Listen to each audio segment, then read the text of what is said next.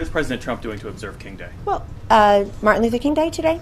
Well, I can tell you that the president is preparing for Davos and agrees with many of the things that Dr. Martin Luther King stood for and agreed with for many years, including unity and equality. And he's not the one trying to tear the country apart through an impeachment process and a lack of substance that really is very shameful at this point. I've held my opinion on it for a very long time, but when you see the articles of impeachment that came out, I don't think it was within Dr. King's vision to have Americans drag through a process where the president is not going to be removed from office, is not being charged with bribery, extortion, high crimes or misdemeanors.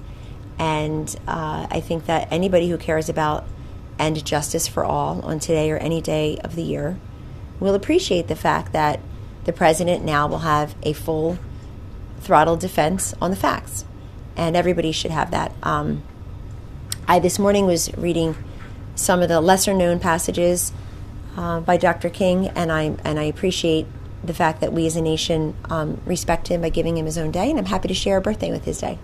Just so we're clear, Kellyanne Conway just claimed that Martin Luther King Jr. would oppose Trump's impeachment because they stand for the same things, like unity and equality.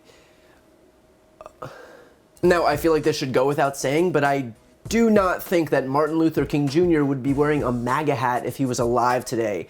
For those not interested in Kellyanne's revisionist history, the modern GOP and Dr. King's priorities unequivocally and objectively do not align. Dr. King fought for equal rights. Republicans oppose equal rights. In fact, the Equal Rights Amendment got passed in Virginia, the 38th state to ratify the amendment, only because Democrats finally managed to flip the state blue in the last round of elections in 2019. Prior to that, Republicans who'd held the majority gave it no chance of passing. Republicans have claimed that LGBT Americans aren't covered by the Civil Rights Act, Trump has disallowed trans troops from serving in the military, and it was the conservative members of the Supreme Court who invalidated key parts of the Voting Rights Act. The decision drew a scathing dissent from liberal Justice Ruth Bader Ginsburg, who actually invoked Martin Luther King Jr.'s legacy and said that justice had been, quote, disserved by today's decision. Republicans have engaged in large-scale voter suppression in nearly every state that they control, overwhelmingly targeting minority populations.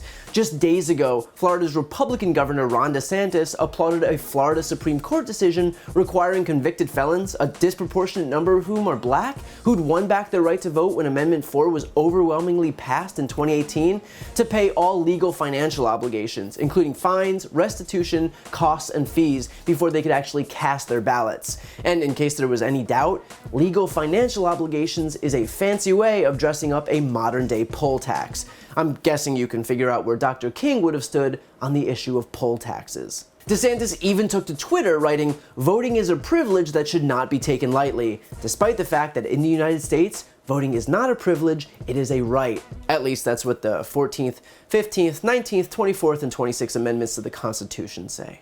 Republicans have also engaged in racial gerrymandering intended to limit the impact of minority voters in North Carolina, Texas, Missouri, Virginia, Alabama, Florida, and West Virginia.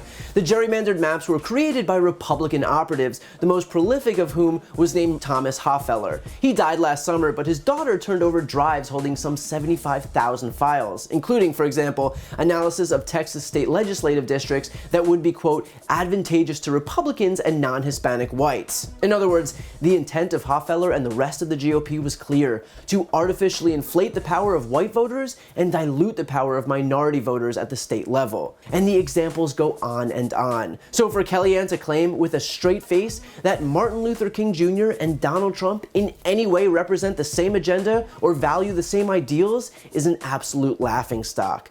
But truly nothing is funnier than hearing Kellyanne claim that it wouldn't be in Dr. King's vision to see Trump be impeached.